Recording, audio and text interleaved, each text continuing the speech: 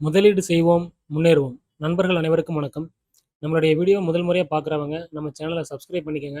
அப்பதான் நம்ம போடுற வீடியோ எல்லாம் உடனுக்குடன் உங்களுக்கு கிடைக்கும். அது மட்டும் இல்லாம இந்த வீடியோவ கடைசி வரைக்கும் ஸ்கிப் பண்ணாம பாருங்க. இந்த வீடியோ கண்டிப்பா உங்களுக்கு யூஸ்ஃபுல்லா இருக்கும். ஏன்னா, இதுல வந்து நாம ஒரு 2 பையிங் ஸ்டாக்ஸ், அதாவது ரேட்டிங் கம்பெனிஸ் குடுத்த 2 பையிங் ஸ்டாக்ஸ் வந்து பார்க்க போறோம். அதுல ஃபர்ஸ்ட்டா நம்ம பார்க்க போறது பார்த்தீங்கன்னா, கோஃபோர்ஜ். இவங்களுக்கு வந்து பார்த்தீங்கன்னா, சிஎல்எஸ்ஏங்கிற ஒரு ரேட்டிங் கம்பெனி இப்ப இருக்கிற பிரைஸ்ல இருந்து ஒரு 52% அளவுக்கு வந்து ஏற்றத்த குடுக்கறக்கு வாய்ப்பு இருக்கிறதா சொல்லியிருக்காங்க. சி அ கோப்பர்ஸ்ன்றது பார்த்தீங்கன்னா, ஐடி ரிலேட்டடான உள்ள ஸ்டாக். ஒரு மிட் கேப் ஸ்டாக்கு.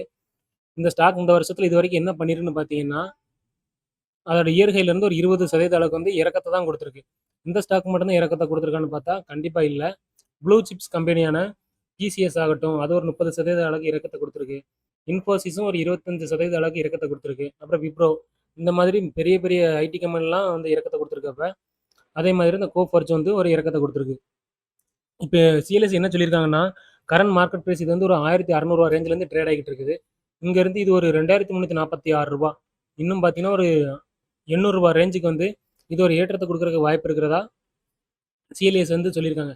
இதுக்கு வந்து அவங்க சொல்லியிருக்க மிக முக்கியமான காரணம் என்னன்னு பார்த்தீங்கன்னா, இவங்களுடைய ஆர்டர் புக் வந்து பார்த்தீங்கன்னா, நல்ல ஒரு ஸ்டேட்டஸ்ல இருக்கிறதாகவும், வரக்கூடிய குவார்ட்டர்ல வந்து நல்லா ஒரு ரிசல்ட் குடுப்பாங்க அப்படிங்கிற ஒரு நம்பிக்கை இருக்கிறதுனாலயும், இந்த ஸ்டாக் வந்து ஏற்றத்த குடுக்கும்னு சொல்லியிருக்காங்க. அது மட்டும் இல்லாம, இவங்களுடைய சிஏஜிஆர் இருக்குல்ல, கம்பைன்ட் ஆனுவல் கிரவுத் ரேட் வந்து பார்த்தீங்கன்னா, 3 வருஷத்துக்கு கன்டினியூஸா ஒரு 15% அளவுக்கு இருக்கக்கூடிய வாய்ப்பு இருக்கிறதா பாருங்க. ஒரு 15% வந்து வாய்ப்பு இருக்கிறதா சொல்லியிருக்காங்க. இந்த மாதிரியான பாசிட்டிவான ரீசன்ஸ்ல இருக்கிற காரணத்தினால, இந்த ஸ்டாக் வந்து ரூ. 2400 போகுறதுக்கு வாய்ப்பு இருக்குது.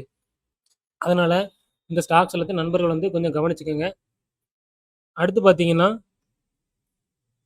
மிகப்பெரிய ஒரு நியூஸ் வந்திருக்குது. என்னன்னா, இது ஆல்ரெடி வந்த நியூஸ் தான். இருந்தாலும் நம்ம நண்பர்கள் வந்து தெரியாத நண்பர்கள் இத பார்த்துட்டு தெரிஞ்சுக்கங்க. டாடா மோட்டார்ஸ் வந்து டீமெர்ஜ் பண்ண போறாங்க. அதாவது 2 விதமா பிரிக்க போறாங்க. ஒண்ணா இருக்கிறத 2ஆ பிரிக்க போறாங்க. பேசஞ்சர் வெஹிக்கிள் தனியாவும், கமர்ஷியல் வெஹிக்கிள் வந்து தனியாவும் பிரிக்க போறாங்க. ஏன்னு பார்த்தீங்கன்னா, ஆல்ரெடி பார்த்தீங்கன்னா, இது வந்து இந்த ஷேருக்கு வந்து ஒரு நல்ல ஒரு பாசிட்டிவான நியூஸ் தான். ஆனா, ஆல்ரெடி இதுல வந்து பார்த்தீங்கன்னா, நெறைய ஷேர் வந்து விழுந்துடுச்சு. காரணம் என்னன்னு பார்த்தீங்கன்னா, அதுல தொடர்ச்சியா வந்து நெகட்டிவ் நியூஸ் தான். என்னன்னு பார்த்தீங்கன்னா, யுகேல இருக்கக்கூடிய ஜாகுவார் அண்ட் லேண்ட் ரோவர் அங்க சைபர் அட்டாக் நடந்த ஒரு ரீசன். அதுக்கடுத்து பார்த்தீங்கன்னா, அதுலேருந்து ஒரு சின்ன ஆறுதல் தரக்கூடிய நியூஸ் என்ன வந்துச்சுன்னா, பிரிட்டிஷ் அரசாங்கம் வந்து ஒரு 2 பில்லியன், அதாவது ஒரு 17,000 கோடி அளவுக்கான ஒரு கடன் நாங்க தர்றோம். நீங்க இந்த சைபர் அட்டாக்ல இருந்து மீண்டு வர்றதுக்கு இந்த கடனை யூஸ் பண்ணிக்கோங்க அப்படிங்கிற மாதிரியா ஒரு தகவல் இருந்துச்சு. அது ஒரு நல்ல நியூஸ். அதுவும் இல்லாம இந்த டிமெர்ஜ் ஒரு நியூஸ் வந்த ஒரு காரணத்தினால, கன்டினியூஸா இறங்கிக்கிட்டு இருந்த இந்த டாடா மோட்டார் ஷேர் வந்து இப்ப ஒரு கன்சாலிடேஷன், அதாவது இறக்கத்த குடுக்காம ஒரு ஃப்ளாட்டா ட்ரேட் ஆகிட்டு இருக்குது. ஆல்ரெடி பார்த்தீங்கன்னா, இவங்க ஒரு இவாக்கோ அப்படிங்கிற ஒரு கமர்ஷியல் வெஹிக்கிள், அதாவது ட்ரக் மேனுஃபேக்சர் பண்ணக்கூடிய ஒரு கம்பெனிய 4,50 பில்லியன் அளவுக்கான அமௌண்ட் குடுத்து வாங்க போறதா சொல்லியிருந்தாங்க. இப்ப இந்த மாதிரியான நெகட்டிவ் நியூஸ் நெறைய இதுல இருக்கிற காரணத்தினால, அதாவது சைபர் அட்டாக் நடந்தனால அதிலேயே அவங்க வந்து நிறைய இழப்ப சந்திச்சுட்டாங்க. இந்த மாதிரி இருக்கிற காரணத்தினால, இப்போதைக்கு அந்த அக்யூசியேஷன் உடனே நடக்குமா? இல்ல நாட்கள் ஆகுமா? அப்படிங்கிறது வருங்காலத்தில நமக்கு தெரியும். கண்டிப்பா இப்ப நம்ம டிஸ்கஸ் பண்ணுவோம். அதுல வந்து டீமெர்ஜ் ஆகுறதுக்கு பார்த்தீங்கன்னா, எக்ஸ் டேட்டா வந்து 1 அக்டோபர் நாளைக்கு தேதி குடுத்துருக்காங்க. ஆனா ரெக்கார்ட் டேட் வந்து இன்னும் கன்ஃபார்மா சொல்லல. அது வந்து அக்டோபர் மிட்ல, அதாவது ஒரு அக்டோபர்ல மிடில் அந்த டேட்ல வந்து இருக்கும். அந்த டேட்ல வந்து டாடா மோட்டார்ஸ் வந்து கமர்ஷியல் வெஹிக்கிளாவும், பேசஞ்சர் வெஹிக்கிளாவும் வந்து டீமெர்ஜ் ஆயிரும். ஆனா டீமெர்ஜ் ஆனாலும், அது லிஸ்ட் ஆகுறது அந்த கமர்ஷியல் வெஹிக்கிள் இருக்குல்ல, அது வந்து லிஸ்ட் ஆகுறது வந்து நவம்பர் மாசம். 1 மாசம் கழிச்சு நாங்க வந்து ஸ்டாக் மார்க்கெட்ல வந்து லிஸ்டிங் கொண்டு வருவோம். அப்படிங்கிற ஒரு தகவலையும் சொல்லியிருக்காங்க. அதாவது நம்ம கிராமத்துல நெறையா பழமொழிகள் கேட்டிருப்போம். அதுல இது ஒரு பழமொழி என்னன்னா, "நல்லா வாழ்ந்த குடும்பம் இப்ப கெட்டு போயிடுச்சுன்னு" சொல்லுவாங்கல்ல. அது மாரி டாடா மோட்டார்ஸ் வந்து ஒரு நல்ல ஒரு ஷேர் தான். அதனால இது வந்து சின்ன சின்ன நெகட்டிவ் நியூஸ் வந்து இது இம்பாக்ட் பண்ணாலும், வரக்கூடிய காலத்துல இந்த ஷேர் வந்து நல்ல ஒரு ஏற்றத்த குடுக்கும்னு நான் கண்டிப்பா நம்புறேன். அடுத்து நம்ம டிஸ்கஸ் பண்ண போற கம்பெனின்னு பார்த்தீங்கன்னா, இதுவும் டாடா குரூப்ல இருக்கக்கூடிய ஒரு கம்பெனி தான். Tata investment corporation. இப்ப இந்த ஸ்டாக் பார்த்தீங்கன்னா, ஒரு 20 நாளாவே தொடர்ந்து கட்டுக்கடங்காம ஏறிக்கிட்டு இருக்கு. இதற்கு மிக முக்கியமான காரணமா என்ன இருந்துச்சுன்னா, இதுக்கு முன்னாடி அதுல வந்திருந்த ஸ்பிளிட் நியூஸ் தான். அதாவது 1:10 ரேஷியோல ஒரு ஷேருக்கு 10 ஷேர் வந்து ஸ்ப்ளிட் பண்ணி குடுக்க போறாங்க. அந்த ஒரு நியூஸ் வந்த ஒரு காரணத்துலருந்து இந்த ஷேர் வந்து பார்த்தீங்கன்னா, ரூ. 6,500 ரேஞ்சுல இந்த நியூஸ் வர்றப்ப பார்த்தீங்கன்னா தெரியும் சார்ட்ல. ஒரு ரூ. 6,600 ரேஞ்சுல இருந்து ஏற ஆரம்பிச்ச ஷேரு கட கட கட கடன்னு அப்படியே ரூ. 10,300 போயிடுச்சு. இன்னைக்கு ஒரே நாள்ல பாருங்க 17% அளவுக்கு ஏற்றத்த குடுத்திருக்கு நண்பர்களே. போன வருஷம் இது பார்த்தீங்கன்னா செப்டம்பர்ல இருந்து இந்த வருஷம் செப்டம்பர் வரைக்கும் ஒரு கன்சாலிடேஷன் பீரியட்லயே தான் இருந்துச்சு. பாருங்க சார்ட்ட பார்த்தாலே உங்களுக்கு நல்லாவே தெரியும். ஒரு பெரிய ஒரு ஏற்றம் இல்ல, பெரிய ஒரு இறக்கம் குடுக்கலாம்னு சொல்லி ஒரு ரூ. 1000 ரேஞ்சுல ஒரு 1,500 ரேஞ்சுல மேல கீழ சுத்திட்டு இருந்த ஷேரு, இப்ப எங்களுக்கு வந்த ஒரு குட் நியூஸ்னால ஒரு 60% ஏற்றத்தை ஒரே மாசத்துல கொடுத்துருச்சு. இதுக்கு மெயினான ரீசன் பார்த்தீங்கன்னா, இன்னொரு ரீசன் என்ன ஒண்ணு வந்திருக்குன்னா, நேத்து நம்ம டிஸ்கஸ் பண்ணியிருந்தோம். டாடா கேபிட்டல் ஐபிஓ வந்து அடுத்த வார திங்கட்கிழமையில வருது அப்படின்னு. அந்த ஒரு காரணமும் இந்த ஷேருக்கு ஒரு பாசிட்டிவான கியர் குடுத்து, நல்ல ஒரு ஏற்றத்த குடுத்துக்கிட்டு இருக்கு. இந்த ஷேர் வந்து இப்போதைக்கு வாங்கலாமான்னா, ரூ. 11,000 குடுத்து இது வாங்குறதுக்கு வாய்ப்பு கொஞ்சம் குறைவு. இது வந்து ஸ்ப்ளிட் ஆனதுக்கடுத்து அதோட பிரைஸ் கம்மியாகும். அப்ப இத பத்தி வாங்கலாமா, வேண்டாமாங்கிறத கண்டிப்பா நம்ம டிஸ்கஸ் பண்ணுவோம் நண்பர்களே. அடுத்து பார்த்தீங்கன்னா, கனரா பேங்க் ஷேரு. அடிக்கடி நம்ம டிஸ்கஸ் பண்ற ஷேர் இதுலயும் ஒண்ணு. காரணம்னு பார்த்தீங்கன்னா, பிரேக் அவுட் ஆகுற ரேஞ்சில இருக்குன்னு முன்னாடி நம்ம டிஸ்கஸ் பண்ணியிருந்தோம். பிரேக் அவுட் ஆயிடுச்சு. இந்த ஷேர் வந்து இப்போதைக்கு ஒரு ரூ. 123 இருக்குது. இங்க இருந்து இந்த ஷேர் கண்டிப்பா ஒரு ரூ. 140 ரேஞ்சுக்கு சீக்கிரத்திலே போகும் அப்படிங்கிறத நான் கெஸ் பண்றேன். ஏன்னா நெறைய நண்பர்கள் பார்த்தீங்கன்னா, ஸ்விங் ட்ரேடிங் பண்ணுவாங்க. ஸ்விங் ட்ரேடிங் பண்றவங்களுக்கு பிரேக் அவுட் ஸ்டாக் வந்து ஒரு மிகச்சிறந்த ஒரு வாய்ப்ப குடுக்கும். ஏன்னா, ஒரு 10 நாள், 15 நாள்லயே ஒரு 10லேருந்து 15% அளவுக்கு இந்த ஸ்விங் ட்ரேடிங் பண்ணக்கூடிய ஸ்டாக்ஸ் வந்து குடுக்கும். அதனால ஸ்விங் ட்ரேடிங் பண்ணக்கூடிய நண்பர்கள் வந்து இத கொஞ்சம் கன்சிடர் பண்ணிக்கலாம்ங்கிறது என்னுடைய கருத்து. அது மட்டும் இல்லாம லாங் டேர்ம்க்கு இது ஒர்த்தா இருக்குமான்னு பார்த்தா, சம் பாசிபிலிட்டீஸ் இருக்கு. ஏன்னா, ஒரு பிஎஸ்யூ கம்பெனி தான். பட் இவங்க டிவிடெண்ட் ஈல்டு கொஞ்சம் பரவாயில்லாம குடுக்குறாங்க. அது மட்டும் இல்லாம ப்ராஃபிட் நல்லா பண்ணக்கூடிய ஒரு கம்பெனி தான். அதனால இது வந்து லாங் டேர்ம்க்கு கன்சிடர் பண்றவங்களும் கன்சிடர் பண்ணிக்கலாம் அப்படிங்கிறது என்னுடைய ஒரு கருத்து. அடுத்து பார்த்தீங்கன்னா, கேபிஐடி டெக். என்ன அடி இன்னைக்கு பாருங்க. ஒரே நாள்ல நல்ல 9% அளவுக்கு அடி. குப்புற போட்டு கவுத்தி அடி வெளுத்து விட்டாங்க.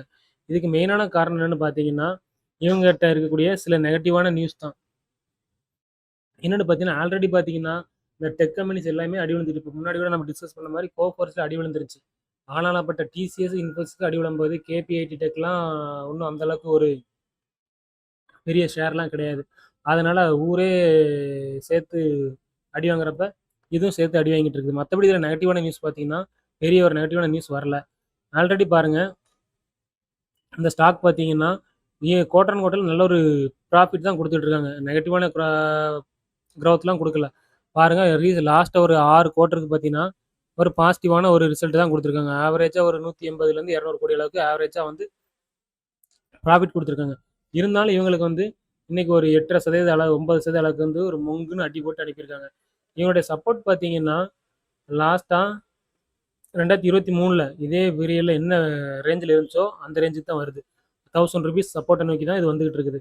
பாருங்க, ஒரு ரூ. 1920 ரேஞ்சில இருந்து கிட்டத்தட்ட ஒரு 40% அளவுக்கு வந்து இறக்கத்த குடுத்துருச்சு. ஒரு ரூ. 1000 ரேஞ்ச் வரைக்கும் இறங்கிட்டு, அதுலேருந்து மேபி சின்ன ஒரு ஏற்றத்த குடுக்கலாம். ஆனா, மறுபடியும் திரும்பவும் 2000 ரேஞ்சுக்கு இப்போ சீக்கிரத்திலே போகுமான்னா, அதற்கான வாய்ப்புகள் மிக மிக குறைவு தான். அதுக்கு வந்து வரக்கூடிய குவார்ட்டர்லி ரிசல்ட் தான் வந்து ஒரு நல்ல ஒரு பதில் சொல்ல முடியும். ஏன்னா, குவார்ட்டர்லி ரிசல்ட் வந்து நல்லா குவார்ட்டர் அண்ட் குவார்ட்டர விட கொஞ்சம் நல்ல ரிசல்ட் இருந்துச்சுன்னா, இந்த ஷேர் வந்து மேற்கொண்டு ஏறுறதுக்கு வாய்ப்பு இருக்கு. அதனால கேபிஐடி டெக் வச்சிருக்க நண்பர்கள், வாங்குனவங்க அதாவது இந்த ரேஞ்சில வாங்குனவங்களுக்கு வேற வழி இல்ல. ஹோல்டு பண்ணி தான் ஆக வேண்டியிருக்கும். ஏன்னா, 30% 40% அளவுக்கு இப்போ நெகட்டிவான லாஸ் வந்து யாருக்கும் புக் பண்ண மனசு வராது. ஆனா, இந்த ஒரு ரூ. 1300 ரூ. 1200 ரேஞ்சில வாங்குனவங்க, அவங்க லாஸ புக் பண்ணிட்டு வெளிய வர்றது ஒரு வகையில நல்லதா இருக்குங்கிறது என்னுடைய ஒரு கருத்தா நான் சொல்றேன். அடுத்து பார்த்தீங்கன்னா நண்பர்களே, கேன்ஸ் டெக்னாலஜி. கேன்ஸ் டெக்னாலஜியிலிருந்து ஒரு நியூஸ் வந்திருக்கு. கேன்ஸ் டெக்னாலஜி பார்த்தீங்கன்னா, செமிகண்டக்டர் பிசினஸ்ல இருக்கக்கூடிய நம்மளுடைய இந்தியன் கம்பெனி.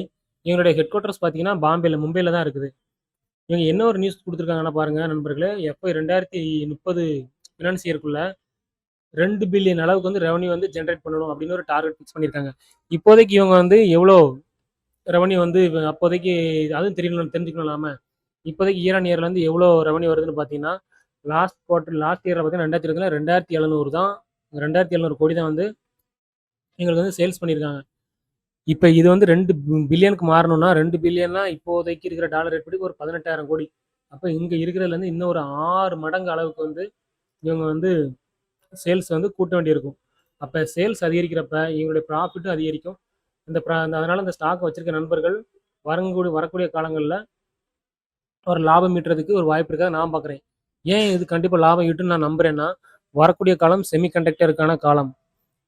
அதனால இந்த செமிகண்டக்டர் ரிலேட்டடா இருக்கக்கூடிய ஸ்டாக்ஸ் எல்லாம் ஒரு ஏற்றத்த குடுக்குறதுக்கு வாய்ப்பு இருக்கிறதா தான் நான் பார்க்குறேன். இப்ப ரீசென்ட்டா கூட இதுல ஒரு 1 வீக் முன்னாடி நம்ம டிஸ்கஸ் பண்ணியிருந்தோம். கேன்ஸ் டெக்னாலஜி வந்து பார்த்தீங்கன்னா, அப்போ ஒரு நல்ல நியூஸ் வந்துருச்சு. என்னன்னா, அவங்களுக்கு வந்து முத்துக்குமார் நாராயணசாமி அப்படிங்கிற ஒரு புது எம்டிய வந்து அவங்க அப்பாயின்மெண்ட் பண்ணியிருக்காங்கன்ற டிஸ்கஸ் பண்ணியிருந்தோம். அந்த டயத்துலேருந்து இந்த ஷேர் ஒரு நல்ல ஏற்றத்தை கொடுத்துச்சு. அது மட்டும் இல்லாமல் கூடிய சீக்கிரத்திலே சிஇஓவையும் இவங்க வந்து அப்பாயின்மெண்ட் பண்ணுவோம் அப்படிங்கிற ஒரு நியூஸ் கொடுத்துருந்தாங்க. ஆனால் இன்னி வரைக்கும் நியூ சிஇஓ வந்து இவங்க அப்பாயின்மெண்ட் பண்ணலை. இதோட share price current market price பார்த்தீங்கன்னா 7,050 ரூபாயில இருக்குது. அமௌண்ட்டுன்னு பார்க்குறப்ப ஜாஸ்தி தான். பட் இப்போதைக்கு இது வாங்கக்கூடிய ரேஞ்சில் இல்லை. கூடிய சீக்கிரத்தில் ஏதாச்சும் ஒரு சின்ன நெகட்டிவ் நியூஸ் வந்து ஒரு 1000 ருபீஸ் வரைக்கும் இது டிஸ்கவுண்ட் ப்ரைஸில் கிடச்சிச்சின்னா அப்போ இதை வாங்குறத பற்றி நாம் கண்டிப்பாக டிஸ்கஸ் பண்ணலாம். அடுத்து பார்த்தீங்கன்னா நண்பர்களே, எனக்கு வந்த சோதனை பற்றியா சும்மா நான் பாட்டுக்கு வெளியில் தானே சுற்றிக்கிட்டு இருந்தேன். இன்னத்துக்கு உள்ளே போட்டு இப்படி அடிக்கிறீங்களே அப்படிங்கிற மாதிரி நிஃப்டி 50லேருந்து இண்டஸ்இண்ட் பேங்கையும் ஹீரோ மோட்டோ காப்பையும் ரெண்டையும் வெளியில் எடுத்துட்டு அதற்கு பதிலாக பார்த்தீங்கன்னா இண்டிகோ ஷேரையும் மேக்ஸ் ஹெல்த் கேர் ஷேரையும் உள்ள நாங்கள் புட் பண்ண போகிறோன்னு ஒரு 2 மாதத்துக்கு முன்னாடி தகவல் வந்துருந்துச்சு. இன்னைக்கு வந்து அதை வந்து இம்ப்ளிமெண்ட் பண்ணிட்டாங்க. இண்டிகோ ஷேர் வந்து இன்னைக்கு நிஃப்டி 50க்குள்ள வந்துடுச்சு. அதே மாதிரி மேக்ஸ் ஹெல்த் கேர் வந்துடுச்சு. ஆனால் இதில் பியூட்டி என்னன்னா நண்பர்களே, நிஃப்டி 50ல இந்த ஸ்டாக்ஸ் உள்ளே வந்துன்னா அந்த ஷேருக்கு வந்து அது ஒரு பாசிட்டிவ் நியூஸ் தான். அதனால இது வந்து ஷேர் வந்து ஒரு ஏற்றத்தை தான் கொடுக்கணும். ஆனால் அதுக்கு அப்படியே ரிவர்ஸாக நெகட்டிவாக கொடுத்துருச்சு. ஒரு 2% அளவுக்கு இன்னைக்கு வந்து இறக்கத்தை கொடுத்து க்ளோஸ் ஆயிருக்கு. மேக்ஸ் ஹெல்த் கேர் பார்த்தீங்கன்னா ஃப்ளாட்டாக தான் க்ளோஸ் ஆயிருக்கு. ஆனால் இதில் இன்னொரு கவனிக்க வேண்டிய விஷயம் என்னென்னு பார்த்தீங்கன்னா நிஃப்டி 50லேருந்து வெளியே போகுதில்ல அந்த 2 ஷேர் இண்டஸ்இண்ட் பேங்கும் ஹீரோ மோட்டார் கார்ப்பும்.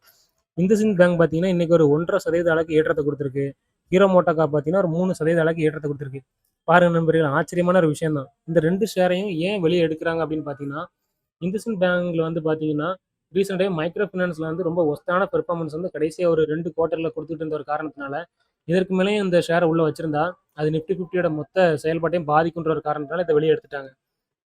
அது மட்டும் இல்லாமல் ஹீரோ மோட்டோ கார்ப் பார்த்தீங்கன்னா இப்போது நல்லா தான் வந்து ஒரு ரிசல்ட்லாம் கொடுத்துட்டு இருக்காங்க. பட் இருந்தால் அவங்களையும் வெளியே எடுத்துட்டாங்க.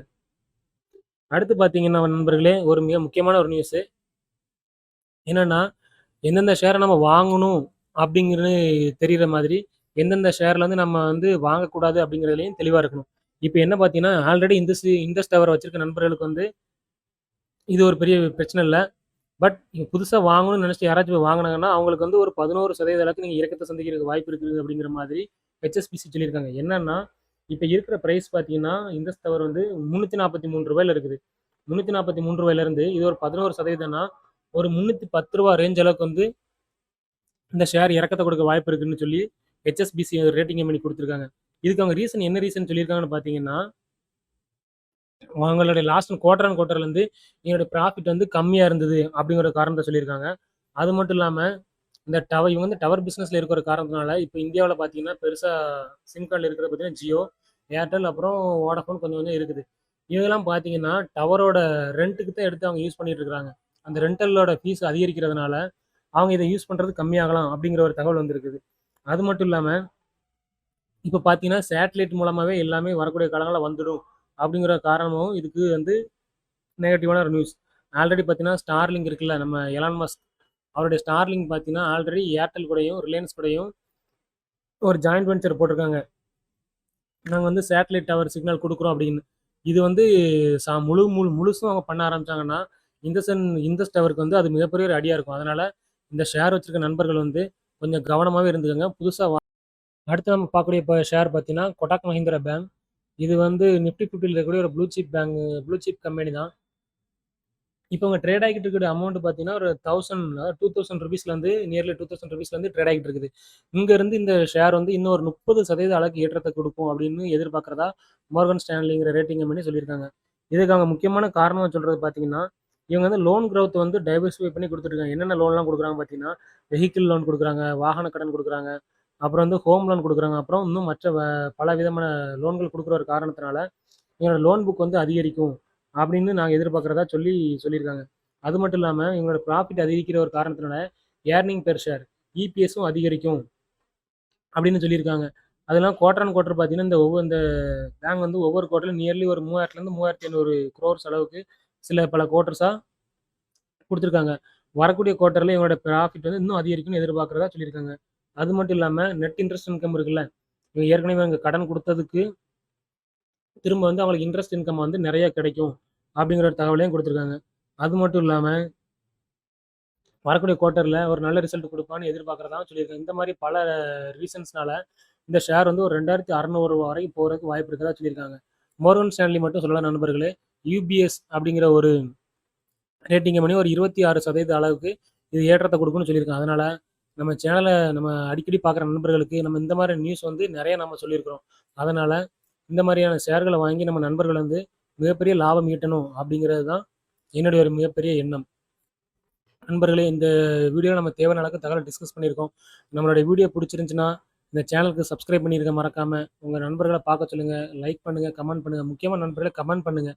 ஏன்னா நீங்கள் பண்ணக்கூடிய கமெண்ட்டில் தான் நீங்கள் என்ன மாதிரியான விஷயங்கள் எதிர்பார்க்கிறீங்க அப்படிங்கிற விஷயம் எனக்கு தெரியும். அதை பற்றி நம்ம அடிக்கடி டிஸ்கஸ் பண்ணலாம். நானும் உங்களுக்கு ஃபோக்கஸ் பண்ணி நிறைய தகவல்களை கொண்டு வருவேன் நண்பர்களே.